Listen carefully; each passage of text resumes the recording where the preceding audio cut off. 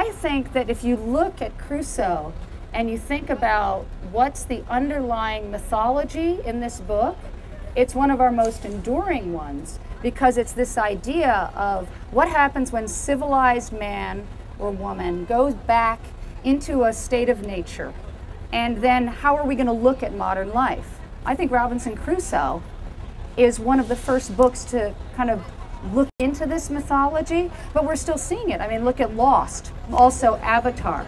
We're still having these powerful fantasies about this. So I think that is still a very, very modern theme that we're exploring.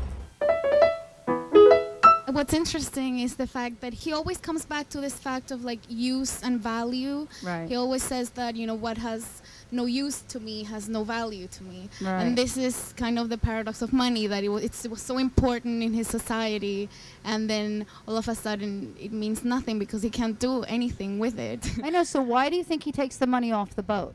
See, what happens, he finds some money on the boat, and just as you were saying, he says, well, what value does it have to me here? I can't cook with it. I can't chop a log with it. Maybe the money's that reminder that, you know,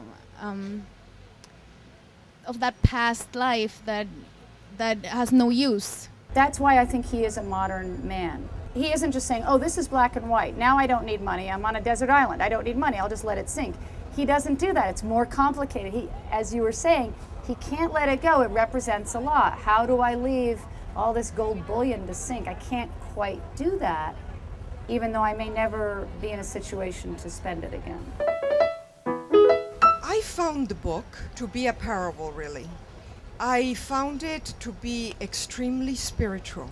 To me, the kernel, the importance of the book, what makes it a classic, is a human being who finds himself in a naufrage of life, if you know, what are the questions that one asks? And one tries to put a meaning to that. I think you're right. I think that it is about, ultimately it's about shipwreck, spiritual as well as actual.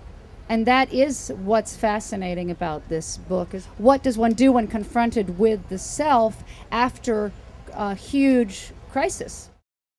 That's the central metaphor of the entire book, that it is that moment of shipwreck that comes to most or all of us at some point.